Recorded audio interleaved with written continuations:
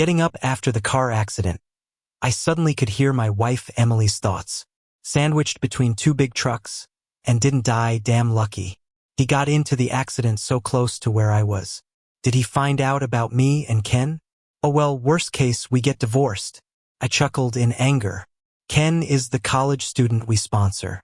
10 years of relationship, and it's not even worth their 1 year of knowing each other. All right then, if they're so in love, let's send them to hell together. Honey, do you still recognize me? I opened my eyes to see Emily wildly waving her hand in front of me. Of course, I would recognize you. I got a message about a room reservation at a luxury hotel while I was at work. I rushed over, but she had already finished her business. She looked so full of life, linking arms with a young man walking out of the hotel. On closer look, that young man was Ken, the student we sponsor, wasn't he? I wanted to storm over and knock some sense into them, but they hopped in a car and sped off. I chased them in my car, so furious I ended up crashing. It's nothing. I calmly pushed her hand away. She nervously bit her lip and looked at me. Honey, weren't you at work when the accident happened? How did you end up there? I looked up and matched her gaze. I could hear her thoughts. Sandwiched between two big trucks, and didn't die, damn lucky. He got into the accident so close to where I was. Did he find out about me and Ken? I stared at her. I just happened to be there for a meeting. She sighed with relief. But how did you know where I crashed? You were around there too? No way. I heard it from the doctors and nurses. How could I be there? I was at home, Emily shouted uneasily. All right, I got it. You can go now, I need some rest. Emily forced a smile and tucked me in with the blanket. All right, you get some rest. I'll head home and make some chicken soup to help you recover. Funny thing, while saying that, I clearly heard something else. What a shame. Such a good chance and he didn't die. If he had, I would have claimed a hefty insurance payout and been free with Ken. It's like heaven is blind. Wonder if there is something I could put in the soup that wouldn't get detected. My heart skipped a beat. This woman is poison. We've been married for 10 years. Everyone sees us as the couple in love. But this 10-year affection isn't worth as much to her as a year with some young guy fresh out of college. Luckily, heavens gave me a chance. I'm still here. I can't let those two animals get away with it. I'm a university professor, and Ken is my student. He's from the mountains, a good and diligent student. One day he came to me in tears, wanting to drop out. Believing in nurturing talent, I discussed sponsoring him with Emily. I remember Emily was reluctant. You're too soft-hearted. Any cat or dog puts on a sad face, and you believe them. If you ask me, I'd disagree. I had no choice but to bring Ken over for dinner so they could meet. Never thought I'd invite trouble home. Looking back, the signs were all there. When Emily met Ken, her eyes widened. Her voice got much softer. She even teased, such a good-looking young man, kind of like you when you were younger. He'll definitely make it big one day. Emily is so into looks. I was sure she'd soften when she saw Ken, and I was right. After Ken left, she thumped the table, righteously saying, "We've got to help this student. Otherwise, it'd be such a loss." From then, Emily took care of him like a brother, always so concerned about his well-being. I have no idea when they crossed the line. I got lost in thought until a worried male voice interrupted. "Professor, are you all right? Want me to take some time off to look after you?" It was Ken. I glanced at him. Everything he wore and the bag he carried was bought by Emily. Exactly my style when I was young. Even the cross on his neck was something I used to wear. I couldn't believe this Claire of the court situation happened to me. I chuckled softly. "I'm all right. With your mentor taking care of me, I'm much better." A nervous expression flickered across his face. "Yeah, the mentor will take care of you." We chatted a little more. Then, a notification from his phone pulled him away quickly. A few minutes after he left, Emily came bouncing in. The smile she wore screamed that something had just happened. "Why are you so happy?" I blurted out. She paused. "I just asked the doctor. If nothing's wrong with the checkup, you can be discharged this afternoon." Of course, I'm happy. I heard her thoughts. Just kissed Ken on the stairs. That boy really can't hold back. If only Joshua could stay in the hospital forever. Hearing that made me clench my fists. She kept on in her head. Maybe it's time to bite the bullet and get a divorce. With half the money, Ken and I could live like kings. Divorce? That's a pipe dream. I won't let them off so easily. Emily, are your folks back from their trip? It's been a while since we visited them. Her hand trembled slightly as she poured water. Hesitantly, she replied, "Not yet. If they knew about your accident, they'd definitely come see you." I nodded. Her parents are so traditional and care a lot about appearances. If they found out Emily cheated, they'd be livid. Breaking a limb or cutting ties altogether wouldn't surprise me. They were over the moon when we got married. Boasted to everyone. Our son-in-law is a top university professor. A perfect match for our daughter. But in reality, I was out of her league. She graduated from a second-rate college, and aside from her looks, she couldn't handle any chores. I even hired a housekeeper to pamper her. I'd do anything for her parents, whatever they ask. Recently, I even paid the down payment for her brother's wedding house. To them, I was more valuable than Emily herself. Now, it's uncertain how they'll react when they know she cheated. After the checkup, I was mostly fine. I got discharged from the hospital and made it home just fine. As soon as I walked into the bedroom, I caught a faint whiff of air freshener. I frowned. Emily, no way. Did he actually pick up on another man's scent? I shot a look at her. Babe, was there something or someone in our bedroom? She nervously waved her hand. Of course not. Don't joke around. I sniffed the air again and said, suspiciously, something's definitely up. You're hiding something from me. I looked right at her. She couldn't meet my gaze and clutched her shirt tightly. Oh, damn it. Maybe I should just confess. Worst case, I end up with nothing, living freely with Ken. She met my eyes with a look like she was going to sacrifice herself. Joshua, I need to confess something to you. I cut her off. Was it the neighbor's dog again? Smells like dog pee. She blinked in shock and went with it. Yep, the neighbor was out for a few days and asked me to watch their dog. Then I remembered your allergy to dog fur and did a big cleanup and sprayed air freshener. But you still noticed. After saying that, her tense body relaxed. I laughed to myself. She doesn't have the guts to cheat. I can play around with her. That night, she tossed and turned next to me. When I pretended to fall asleep, she sneaked out to the balcony. Since the balcony is a one-way mirror, I quietly followed and overheard her conversation with Ken. Emily, I keep feeling like he knows something. Maybe I should just divorce him, especially since you're almost done with school. Ken, no way. There are millions of graduates now, and for someone like me with no money or connections, it's tough to find a good job. I need Joshua's help. Emily hesitated for a moment. All right, I'll hang in there. I'll subtly poke around and get him to help you find a good job. But you better keep your promise and marry me. Ken, of course you're my first love. I couldn't listen to their sickly sweet nonsense any longer. All right, cheating on me and wanting me to help him get a job? You think I'm going to be played for a fool? Fine, I'll let them think they've won. The next day, before Emily could even bring it up, I did. Babe, Ken's graduating soon. He should be thinking about his future. Emily was thrilled, jumping right into the conversation. Yes, it's hard for graduates to find jobs these days. We've already been helping him. Let's go all the way and find him a good job. I nodded. All right then, I've got a good opportunity, and you can come along to help decide. Emily looked unsure. Me too? Isn't that unnecessary? I held in my laughter. It's fine, you've got a good eye for people. If you're happy, Ken will be happy. Emily, looking confused, took my arm as we showed up at the private room. When she saw who was inside, she gasped. Clara, when did you get back to the country? Clara is my cousin, who just graduated from college abroad. Clara warmly ran over, taking Emily's hand, and looked at me. Just got in last night, haven't even adjusted to the time difference. And my cousin dragged me here, said he had to introduce me to someone. Emily frowned, whispering, What introduction? How come you didn't tell me? I raised an eyebrow, just a little surprise, you'll see. Before long, Ken opened the door. Emily sprang up. What are you doing here? Ken looked as confused as we were.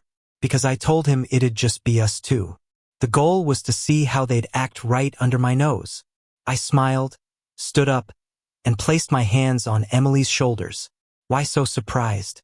This is a blind date, the main guy's gotta be here. Emily's face went pale, and she slowly sat back down, nervously sipping her tea. I didn't expect you to set Ken up with your cousin. Meanwhile, my cousin was already smitten with Ken's looks, eagerly inviting him to sit next to her. Young folks have a lot to talk about and quickly started exchanging contact info. I noticed Emily next to me was fuming. "Oh, you heartbreaker. Try adding her. I'll kill you." The next second, the world did not go as she wished. Emily angrily tossed the menu in front of them. The three of us looked at her. It got awkward fast. She realized it too and forced a smile. "How about we take a break from chatting and figure out what to order?" That meal was the most awkward one Emily ever endured. Dessert wasn't even served, and she made an excuse about not feeling well and stormed off. Ken looked panicked as he wanted to follow her, but I stopped him with a glare. He awkwardly sat back down. Clara caught on and said, "Cousin, maybe you should go check on your wife. Ken and I will go back later." Back home, I saw the bag and shoes scattered on the floor and realized Emily was throwing a tantrum again. She used to get jealous whenever any female student got too close, throwing and breaking stuff when she got home. But things have changed. I went to the bedroom and saw Emily furiously packing a suitcase. "Honey, what wrong?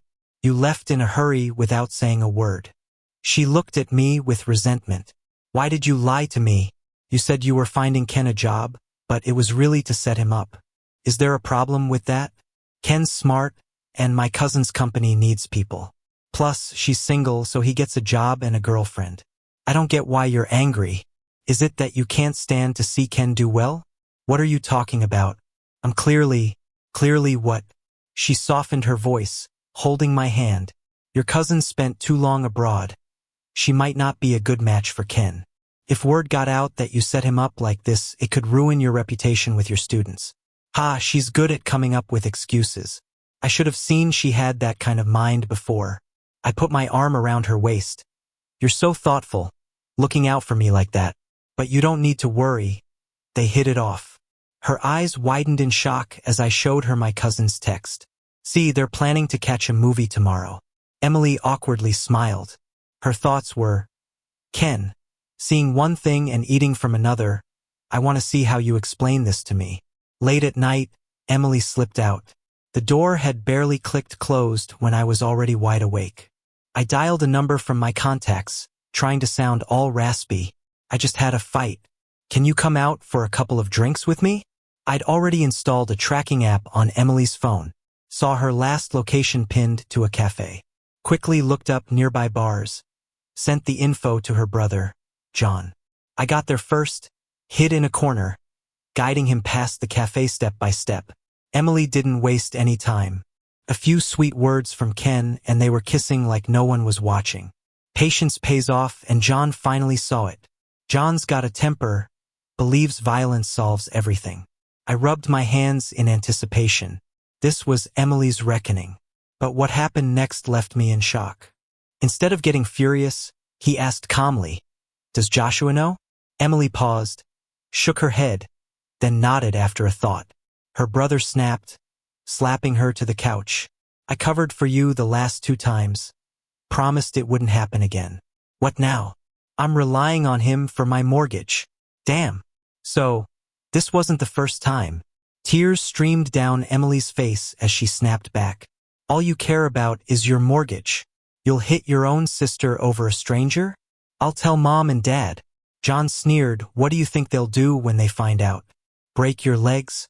Emily went pale, stammering, "Joshua doesn't know, else he'd be here with you, right? Help me out here, John," she pleaded. "You help me, you're helping yourself." John pondered, nodding slowly, then switched gears. "True, could be a coincidence. But he's meeting me at the bar nearby. You two better scram before he finds out." Panic on Emily's face, she dragged Ken out. John warned her on the way out. "I don't care how many guys you fool around with. You better make sure I get my house before you come clean with Joshua, or else." Emily shot him a look and hurried away. We never mentioned that night again. Emily just thought I went to drink with John because I was upset, and I realized John was covering for her. Guess I had to come at this from another angle. Soon enough, some good news came from my cousin. After meeting, Ken was dreaming of marrying into the family, pestering her about joining the company. I replied, "Tell him the 15th of next month. Say you'll announce him as the general manager overseas, and your engagement too." Next month, the 15th, was my in-laws' golden wedding. I dared Emily to stay calm at that. At dinner, I casually mentioned Ken and my cousin dating. Emily feigned indifference. "Really? That's great, they seem like a good match." Inside, though, a different voice spoke. "Once Ken gets a job and her brother's house deal is done, I'll come clean." Speak of the devil. A sudden pounding on the door. John barged in, yelling, "Joshua, you son of a gun. Why wasn't last month's mortgage paid? Are you playing games with me?" I innocently pointed to Emily inside, grinning over her phone. "Ask her." John cursed, yanked Emily up, slapped her without a word. She screamed through the living room. I strolled in, stood between them. "What happened? Let's talk, no need for this." John, fuming, barely listened. Shoved me aside, pointed at Emily. "What's your game?" Emily was dumbfounded. "What? I didn't do anything. Last month, I caught her secretly buying Ken a car. She thought I didn't notice the bank withdrawal." Laughable. Emily glared at me. "Say something, Joshua." "Well, I noticed 10 grand missing on the account. Thought you gave it to your brother for the mortgage." They exchanged a knowing look. I continued, "If not the mortgage, where'd it go?" John shifted gears, suddenly playing along. "All right, I may have messed up. My card might have hit the limit, I'll check with the bank." He threw Emily a look, then left. "You all right?" I reached out, only to be shoved away. "I don't need your help." She hurriedly checked her reflection. She was supposed to meet Ken today to get a new car. Had been up since dawn for makeup. Now all ruined. What a sight it was. Later, tear-streaked, Emily asked hesitantly, "Joshua, be honest, do you know something?" I looked at her, expressionless. "Since you know, let's lay it all out." Emily's eyes widened. "Oh no, he knows, but how much?" Her thoughts raced. Deny everything or blame Ken? Say he blackmailed me so I had no choice. "Joshua, she started. But I cut her off, silent, turned to the bedroom. When I returned with a box, she blinked in surprise. "What's this?" "Open it." Inside were all the things Emily gave me while dating. Nothing fancy, just handmade scarves, photo albums. She looked puzzled. I spoke, "Emily, back when we were broke, we gave each other handmade gifts. Later, when things got better, I got busy, didn't give you time, you suffered." Took her hand, placing a key in it. "That's the big house you've always wanted. It's all ready." For Emily got all teary-eyed and hugged me tightly. I'm such a jerk. Compared to Ken, Joshua treats me so well. If I were with Ken, who knows when I'd ever live in a mansion like this. That night, Emily wore some sexy nightwear, posing on the bed waiting for me. I pushed the door open and was disgusted by the sight. She sweetly said, "Honey, tonight Emily, I've got a student's paper with some problems, so I need to go to school tonight." Her expression turned cold, and she awkwardly pulled her clothes on. "All right, we'll make it up another time." I didn't go to school but got a room at a hotel instead. Lying on the bed, I watched the mansion's surveillance feed. Before long, a familiar figure appeared on the screen. Emily came in with a man. She seemed quite pleased with the house, spinning around a few times in the living room before dragging the man onto the sofa. Only then did I get a good look at his face. It wasn't Ken, it was Ken's roommate, Mike. Wow, Emily's got quite the appetite, hitting on just anyone. Mike is the son of our principal and is about to study abroad next month. What's Emily planning? After spending some time together, Emily returned home looking rejuvenated. "Honey, next month is Mom and Dad's golden anniversary. What gift are you planning?" she asked while fiddling with a cake in the kitchen. I was completely distracted by her and Mike's affair. She nudged me. "Honey, what's up with you?" I lied, "Nothing, just work stuff." She suddenly smiled shyly. "Honey, You're gonna get good news at work soon. I gave her a suspicious look. Mike promised me last night that he'd ask his dad to give Joshua a promotion as a thank you for the villa. I was shocked, staring wide-eyed. Sleeping your way to the top? Emily, have you been watching too much TV? Emily, what do you mean by that? Acting all mysterious. She kissed me. Don't worry about it. Just remember to get me a gift when you get promoted. Time flew by, and soon it was the in-laws' golden anniversary. I booked the biggest, most luxurious hotel suite for their celebration. Even got a friend who edits to make a photo montage to show on the big screen. Father-in-law and mother-in-law patted my shoulder. Satisfied, you really know how to do things right. I nodded with a smile, though inside I was thinking, I'm a good guy, but your daughter, not so much. Emily was busy chatting away with relatives and friends, all of whom complimented her on how well kept she looked. Oh, it's all thanks to my husband, she replied, playing modest. He hired a housekeeper to ease my workload. Her face was beaming with happiness. But that changed quickly. Her cousin walked in with Ken, greeted the in-laws, then suddenly slapped Ken hard. Her cousin was in tears, shouting, "What's going on between you and my cousin?" Ken was caught off guard. "There's nothing between us." Her cousin showed some chat records as tears fell. Their relatives, always ready for gossip, didn't like Emily bragging about her perfect life. Oh my, did Emily really say that? So needy. And with her husband treating her so well, and she cheats on him with her cousin's boyfriend? Scandalous. Emily fired back with a darkened face. It's not me. They're framing me. I'm a rich lady. Why would I go for this poor guy? Her cousin pointed at Ken. Say it. Admit it. Emily was confident he can't say anything. If he spills, he won't have a job or get to finish college. But the next words out of Ken's mouth hit her hard. Emily, I can't believe you think of me this way. Fine, I've got nothing to hide. He walked up to me, dropped to his knees and slapped himself. He revealed the affair happened when Emily asked him over to fix the lights during one of my business trips. She then seduced him and took photos. She threatened him with those photos. Sorry, sir. I couldn't resist the temptation. But once I started seeing Clara, I tried to cut ties, but Emily wouldn't let me. Said I was her backup plan. Emily, enraged, started lashing out at Ken physically. After calming down, Emily held my hand. It's not true. Please listen. There's nothing between us. The in-laws chimed in. Yeah, Emily's a little headstrong, but she'd never do something so awful. This guy's spreading lies. We should call the police. Ken furrowed his brows, pulled out his phone, and showed their intimate photos. Everyone looked away, embarrassed. Photos can be faked. Don't believe him, Emily yelled. Ken smirked. But what about this? He pulled out Emily's underwear. Oh my, how embarrassing. Relatives quickly covered the kid's eyes. Don't believe it? Get it tested, it's hers for sure. Ken shouted. Emily collapsed to the floor. Seeing her in such a state, everyone knew what was going on. Father-in-law, furious, slapped her hard. You disgrace. You're no longer part of our family. The in-laws profusely apologized to me as I stared at a speechless Emily. Dad, Mom, can Emily and I have a moment alone? Everyone cleared out. I walked up and tried to help her up, but she brushed me off. She glared fiercely. You knew the whole time, didn't you? What deal did you make with Ken? I chuckled, just a job opportunity overseas. You're being nice? Of course not. Ken thinks he's bound for the US, but nope, it's Africa. Emily scoffed. Pathetic. Not as bad as you. Can you even count how many guys before Ken? She fumbled, trying to figure if it was Ken or maybe John who told me. Stop guessing.